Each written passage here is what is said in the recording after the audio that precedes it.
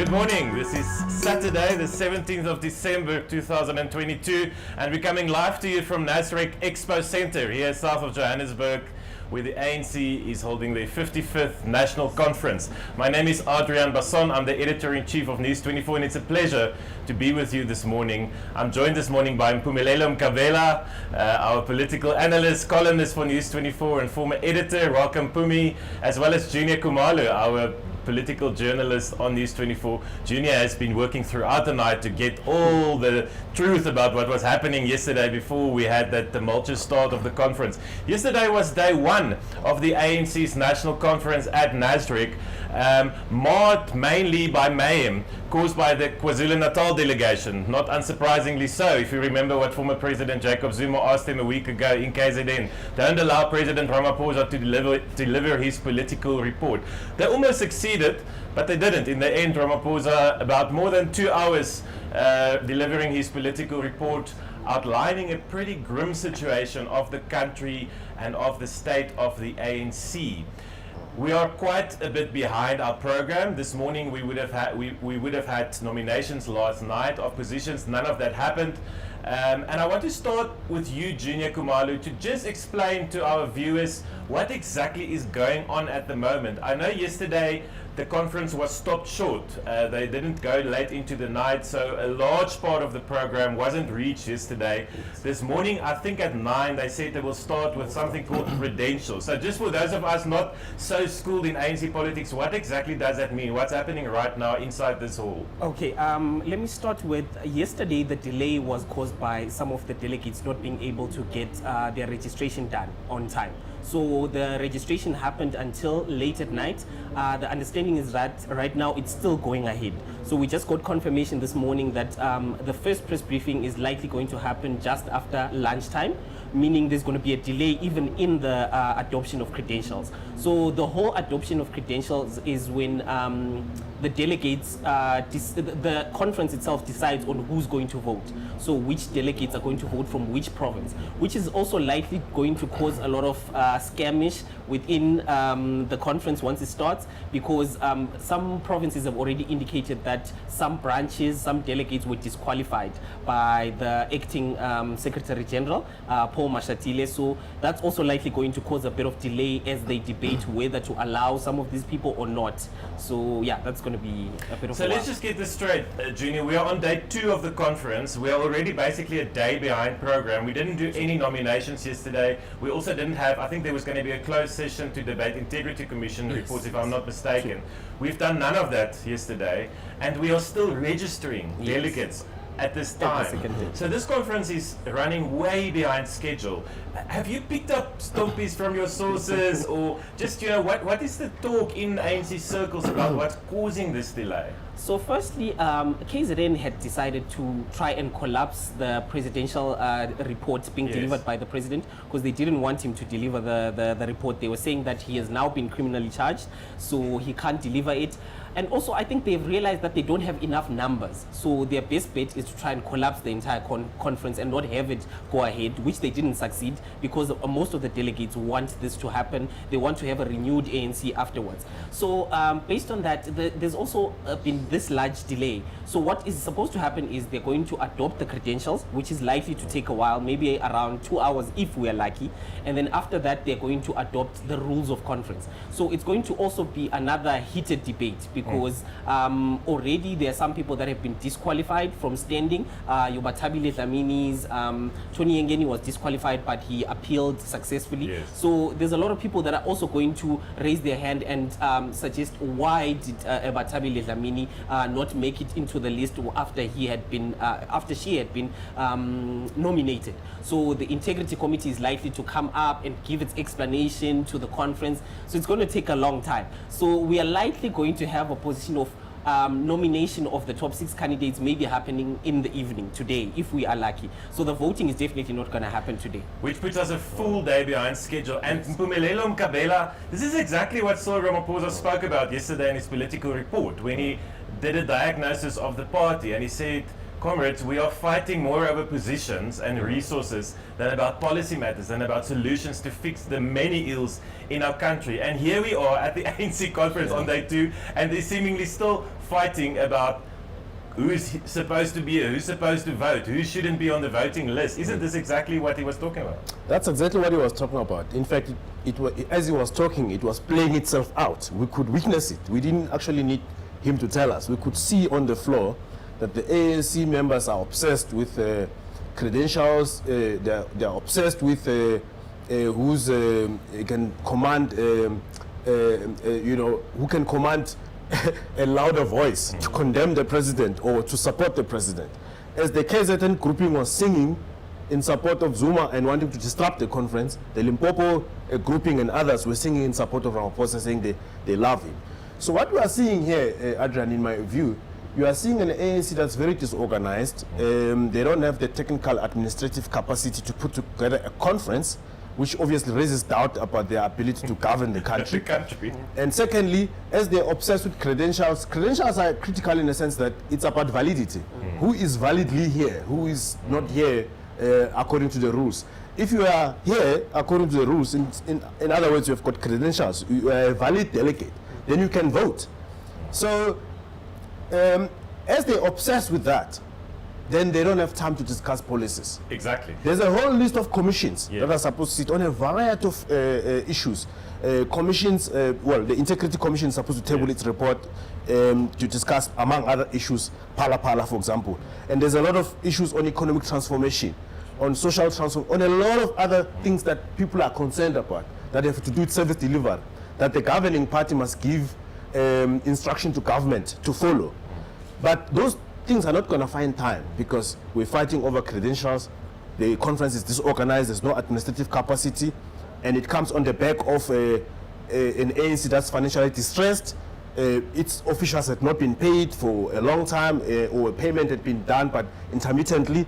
So disgruntled staff members has been the hallmark of the last 3-4 years of the ANC in Luthula House. Now they are disorganized. We can't discuss policies.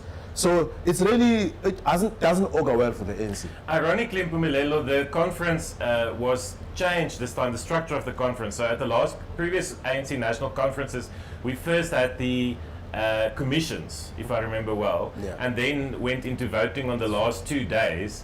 But here we are, and the idea was, let's get the voting out of the way so that we can talk, substance, because we've got this little energy crisis we have to solve in the country. We have this problem with unemployment, crime, small matters to address. No, I'm being facetious. I mean, it's massive issues of governance that this party has to address. Otherwise, they'll be out of power in a year and a half's time. But here we are on day 2 fighting about registration. Is it really only about administrative incompetence or lack of skills or a weak SG office, or is there other dynamics at play? For example, trying to get in delegates who shouldn't be here, trying to fake branches, maybe to slip in names on spreadsheets that shouldn't be there? The main issue, I think, is that the ANC over the years has presented itself as a vehicle for a lot of things. The vehicle for corruption, a vehicle for power, not just in government, but power in society in general. So it's a life and death matter for a lot of people who stand to lose if they're not elected, or who stand to lose because their allies are not elected. It's a big issue for those who can't wait, and they can see, they can smell that they are going to succeed. They can't wait to get in. So in this interplay of this power play, South Africans suffer because the ANC is a governing party. So it's a combination of all of those things. And I mean, think about, let's say the Zuma, look at the Zuma group, for example. They're out of power in the main. Zuma's friends are sitting in Dubai, waiting for extradition. Zuma is facing a lot of charges around the arms deal. Many more charges may come his way around state capture, and his friends are being prosecuted, and the president mentioned that yesterday. So this is a person who has nothing to lose. Yes. If this conference collapses, it will be victory for him. It doesn't matter. He doesn't care about what South Africans are going through, load shedding. Of course, load shedding and other issues which are legitimate concerns are being used by his faction to say Ramaphosa is failing. But they're not, Zuma's people are not admitting culpability to that. So, but his main thing is that if this conference could collapse, that would be victory for him. Because government gets destabilized, the ANC gets destabilized, and somehow in the middle of the chaos, he can sneak through and avoid accountability. Or blame can be shifted entirely on Ramaphosa, and we can say Ramaphosa is a failure. So which will make Zuma look good in his calculation. So which is a very odd way of behavior. because you basically are promoting moral hazard. Yes. You're promoting self-harm to your own organization. I do want to just, test this proposition with you, Junior. Shouldn't we also be cautious not to overestimate the impact of Jacob Zuma in the ANC at this conference? Looking at what's happened in his own province, KwaZulu-Natal, which was really his last big power base, right? Yes. KwaZulu-Natal refused to firstly nominate him for chairperson of the ANC, which he wanted, and secondly rejected his candidate of Nkosazana Dlamini Zuma as presidential candidate. Remember when he came out and announced that he was supporting Dlamini Zuma, not Zweli Mkhize, and in fact that province and I assume the provincial leadership rejected that, rejected Jacob Zuma's wishes for this conference and put their bets on Zweli Mkhize. You saw him yesterday coming in there, sitting between the delegates, very tellingly, not on stage like other former presidents. Yes. How should we look at him? Definitely, his power is declining. Even in his own province, the power is definitely declining. The provincial leadership right now got onto that leadership space on the back of Zweli Mkhize. So that's why they're supportive of Zweli Mkhize. But also, at play right now is all the people that are anti-Ramaphosa are grouping together. So even the Zuma that has a declining power is also grouping with the Zweli Mkhize's, with Ace Mahashule. We saw him appearing outside yesterday. Lendi Wesisulu was also there. Carl Neerhouse, who's just been expelled from the ANC, was also there. So it's people uniting in one bid to get rid of the current president. As much as they themselves don't get along, Ace Mahashule said yesterday that he is confident that as Zuma as a delegate is going to raise a lot of issues. He's going to challenge why Ramaphosa was allowed to deliver the political report. So I think what people need to be worried about is people who are ganging up for the wrong reasons. So it's not like they're ganging up because they are considering what's going to happen to South Africans at large. They care about more who is going to be the president, who's going to be the deputy. KZN just cares about having a candidate from KZN in the top 6. Right now their worry is that they can realize that Zweli Mkhize is not going to make it. It's unlikely. It's unlikely that he's going to make it. So that's why they are trying to band together and have someone at least from KZN. And I'm told that even Dumiseni Ntuli, who's a front runner for SG, is not really embraced by that province where he's from. He's not embraced by that province, but I think that came as a surprise for the province because he looks likely to make it to the top 6 if all goes according to the nominations that we saw happening right now. And a person like Senzo Mchunu, for example, who was campaigning to be the deputy president, did not receive enough nominations, and he's also from KZN. So it's going to be tricky when it comes to Adrian, if I may come in there, this is actually a tragedy for KZN because they can't support Senzo Mchunu because even though he's from KZN, he is not aligned with the Zuma faction. Yes. They can't support Dumiseni Ntuli because even though he's from KZN, he's not aligned with the Zuma faction.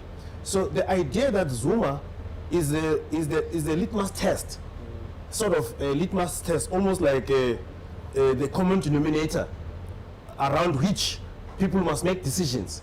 It's actually sad for somebody who has done so much harm to South Africa, so much harm to KZN itself. It's given the province a very bad name, and yet he has not delivered anything to KZN. And he's, frankly, Zweli Mkhize's worst nightmare here. Because the attention should have been on Mkhize as the candidate who can govern better than Cyril Ramaphosa. Those are the type of causes I expected KZN to champion at this conference, to explain and lobby delegates on why Mkhize would be a better president than Ramaphosa. But now Zuma is stealing the spotlight again. Or even, by the way, even if they were to pursue NDZ still as their candidate who lost to Ramaphosa in 5 years ago, at least rally around somebody, but don't rally around that person on the basis that they support Zuma. Yeah. They should actually advocate for what is in the interest of the country.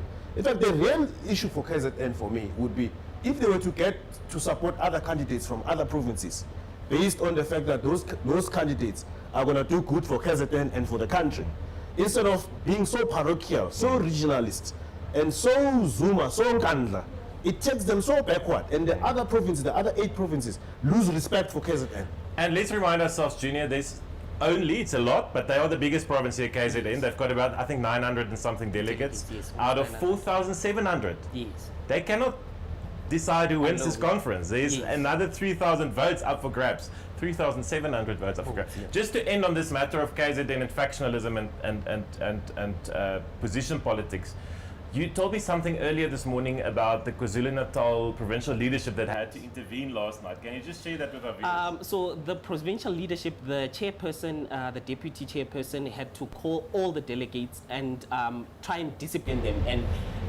basically tell them to toe the line and not cause all of the disruptions that we saw happening yesterday. But this is after the national chairperson, Gwede Mantashe, called the chairperson and the secretary after the conference to remain behind. So I'm assuming that he had some harsh words for them, that it's unacceptable for a president to be booed during his political report. So after that happened, they then called the delegates and then set them down, told them that can we not have the repeat of what we saw at conference, because that basically doesn't paint the entire party in a good light. We have long memories, Mpumelelo Mkabela. 2007, Gwede Mantashe was on the other side when Jacob Zuma defeated Thabo Mbeki Polokwane, and there was a lot of booing and singing and changing signs going on. I would pay to be in the room today when Gwede Mantashe has to tell Jacob Zuma to sit down if he keeps on making points of order, by the way. But Mpumelelo, I want to come back to last night's political report. You wrote a very good column this morning on News24, in which you write about how this issue of unity or disunity in the ANC has just hamstrung Ramaphosa to really implement what he wanted to achieve. What was the one or two things that really stood out for you that you thought was great points from the political report? I think the report obviously is divided into two. He tries to cover organizational matters, ANC politics and his own views on that and reflection, and then he also covers the element of government, how government has progressed.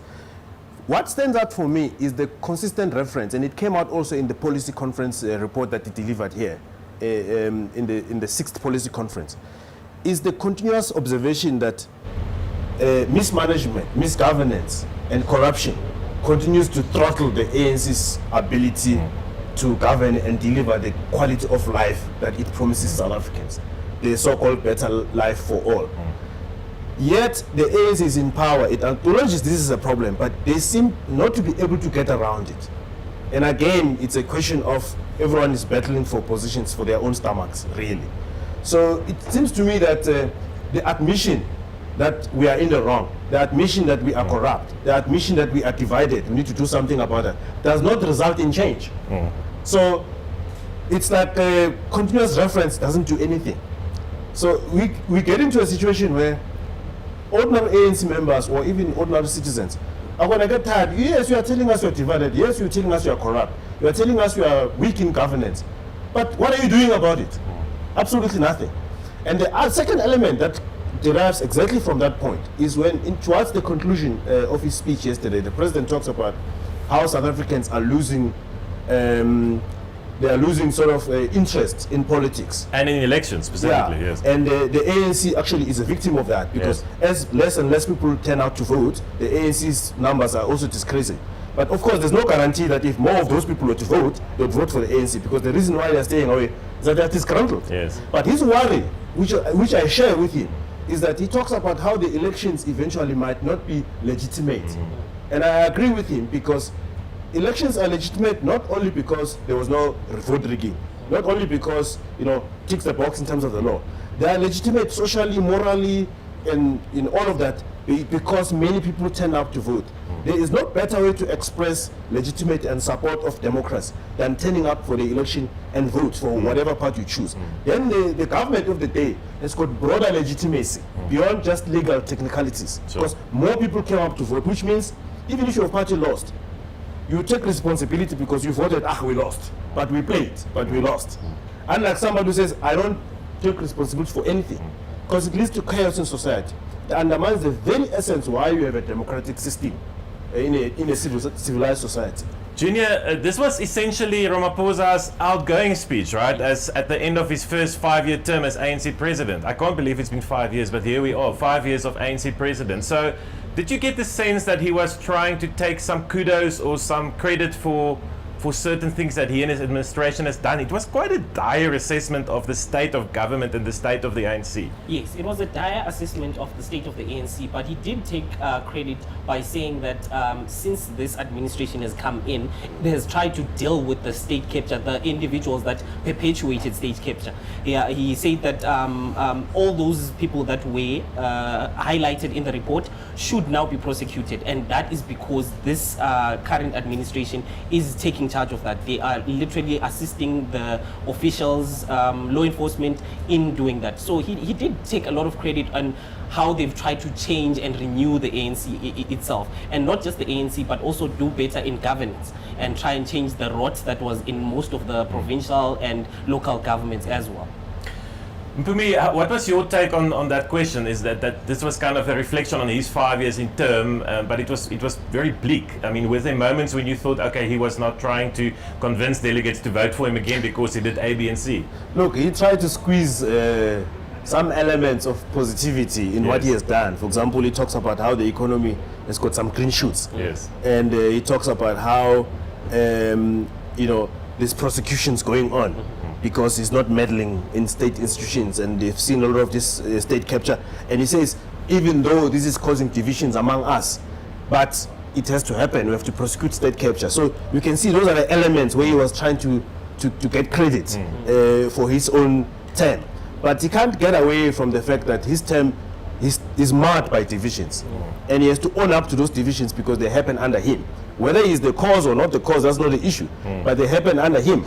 So what we're seeing playing out on the floor, he has to take responsibility for it, unfortunately, even though it's caused by Zuma. People can argue that why has the ANC or him not been able to manage Zuma? So they've allowed him to be bigger than the party, essentially, to be disruptive, to sit there and be the front soldier wanting to, cause havoc in the conference. Again, it's Ramaphosa who's the leader of the party. He must decide, how should the party deal with characters like that. I also think that part of the divisions may be because he has not been able to win over a lot of people in the NEC. They remain focused on the old divisions, but he can't say that in the report, but you can read through it. So I think he tried to extract some positive things out of what happened during his term, but he can't deny the fact that there's a lot of negativity as well. I just want to touch on a few of the issues. So you spoke about COVID and our healthcare system for quite a bit. And I must say, I've always been broadly supportive of the Ramaphosa administration's dealing with COVID. I thought our country was actually one of the better countries in the world in the fact that we act swiftly, that our mask mandate came in quickly, that there was by large an acceptance of mask wearing by the populace. I do feel a bit sorry for the guy when he talks about COVID. It is such an unsexy thing to have had to manage, but it was a global pandemic. At some point, I mean, it's quite amazing that we can sit here today and continue as per normal. But I mean, 2 years ago, we were in this midst of this massive pandemic, and it's not a glamorous thing that he can take that much credit when people will sing to him and whatever. It's something that we have all moved on. But I mean, he does have to take some credit for the way that South Africa handled that pandemic. He does. Actually, there are two aspects of it about COVID. One is that South Africa's response was slow but excellent eventually, because we managed to deal with the vaccination and massive vaccination campaign, even though it was a slow start, even though it was delayed, but eventually we got around to save lives. And I think the partnership with civil society and business also helped, and I think his contacts in business, he's very good in getting big business around his projects. So I think that also helped a lot. But the second element about COVID, which is my worry, is that when COVID is being used as an excuse not to have delivered certain things. And that came through in his report when he mentioned the things that affected the government's ability to deliver quality of life to South Africans. He mentions COVID, he mentions the war in Ukraine, and all of those things. So I think sometimes it's overused as an excuse, as if we're the only one who were affected by COVID. Yes, we did well to respond to COVID, except Mkhize, except the theft that happened during COVID. Shameful. Yeah. You remember when he wrote that letter and said the ANC stand accused as number one in the public mind about corruption. It also came during COVID. There was a lot of wrong things that he was also exposed for being naive, in my opinion, taking down the rules of procurement, in an attempt to speed up procurement to hospitals, procurement to many other things that government needed to respond to COVID. He was naive to drop the requirements for procurement standards, and then as a result, comrades just looted. And then among them was Willem Kiezer and his friends. So allegedly. Yeah, so allegedly. So COVID exposed a lot of things, but the good elements, it was correct to take credit. Yes. But we should be worried about the other elements as well. Junior, you touched on the criminal justice system, and again, this is no small feat. I think, it's easy to say now, he's spoken about the NPA and so on, but this is a massive turnaround at that institution. The coming in of the appointment of Shamila Batoy, using that public interview system, which was unheard of under Jacob Zuma and Thabo Mbeki, frankly. He had these public interviews for the National Director of Public Prosecutions, brought back Shamila Batoy from the International Criminal Court in The Hague, and she appointed a very strong team of deputies under her, of the latest one being Advocate Andrea Johnson as head of the investigating directorate. And I think the fact that all these very prominent state capture players like Brian Molefe and Nosh Singh, Marcelo Koko are now on trial for corruption is a major feat that he can take credit for. It's definitely a major feat that he can definitely take credit for, because most of these institutions were a shell of what they are now. Back then, even in the Zondo reports, they found that these institutions were used to fight internal ANC battles. We were talking to the Deputy State Security Minister, Zizi Woto, and we're asking him, is the agency going to be found to have influenced this current conference? And he said no, but this time around we have done a lot to rebuild the capacity in the agency and to make sure that it's independent and does not play a role in any ANC politics. So we've seen a bit of a turnaround in most of these institutions, and also the appointment of individuals that are capable and independent, and they're doing a stellar job at the moment. So we would like to see more prosecutions. But I couldn't but chuckle a bit yesterday when the president was trumpeting these successes in combating state capture and then saying to his delegates, some of you are ultimately going to be arrested as well because of what the ANC has done. And ultimately, Mpumelelo, that's the conflict, right? It's the conflict of the rot is inside, but we need to root out the rot, That's the conflict, and he should be applauded for not meddling in the NPA's operations, being supportive of resourcing the NPA. I was worried at some point when they were talking about, previously, when they were talking about having to mobilize private funding for NPA, which I think it's a terrible idea. They should, government should dedicate resources to fund the NPA. So insofar as supporting the NPA, using existing legislation to establish the investigative directorate, all of those things are very good ideas. However, there's one thing which you are highlighting, which I think will remain a problem for the NPA politically, which is a step-aside rule. Because the step-aside rule of the ANC says if you are charged, you have to step aside, right? Now, that actually makes the NPA a highly politically contested institution for ordinary ANC members and leaders, because they're always looking for who gets charged. So the NPA get looked at from a political angle, not as an institution that is there to root out corruption and crime. So for people, it's like a political, I have to wait for the NPA for my fate. So that makes this conference to be highly contested, because people know that if I can be in government, if I can be in the ANC and I can influence things, maybe I can influence who the NPA can charge, and therefore who the NPA can politically disable in the ANC. So the NPA becomes a focal point, and that's actually not a good idea. No, we've got 1 minute. I just want to quickly wrap on economy. We have to talk about it. So Carol Payton, our writer at large at News24 this morning, wrote that Ramaphosa has changed his tune on the social compact. Now, we know that he has always championed the social compact idea of business, labor and government sitting around the table at NETLAC to sort out things like Eskom's debt and the country's debt. Mpumelelo, did you interpret it the similar way, where Ramaphosa was now saying maybe this grand social compact is no longer the panacea for all our problems? I think he was admitting that he has failed to get the social compact in place. Remember, instead of the national address, he said within 100 days. He gave a deadline. Within 100 days, there will be a social compact in place. I think, first of all, he failed, and secondly, I think it was a naive idea in the first place, because it assumes that business or companies are one. Companies are not one entity. They are different. They've got different leadership, different shareholders. They've got different interests, and they also compete. Same as unions. It's not like SAFTU and COSATU and NACTU and FEDUSA are fighting for the same thing. That's why they exist differently, because they are different. So to get a social compact, it can take 5 years or even longer to get a social compact just among unions themselves before you even invite business. So the best thing to do is for him to consult with them and craft your own program of government, and then lobby people to support it. Not everyone will support it, but you need just a reasonable number for people to support it for it to succeed. But the idea that you can have a guaranteed social compact agreed up front is just naive.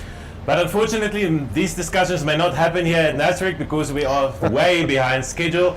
Please stay tuned with us at News24 today. We are going to give you back-to-back coverage. Junior Kumalo is going to go out, speak to his sources and find out what the heck is happening with delegates. Why can't we get all of them registered and get those credentials underway? Pumelelo Mkabela and myself and our colleagues will be back to analyze the happenings from Nasrec. This is day 2. Thank you for listening to us. We'll be back later.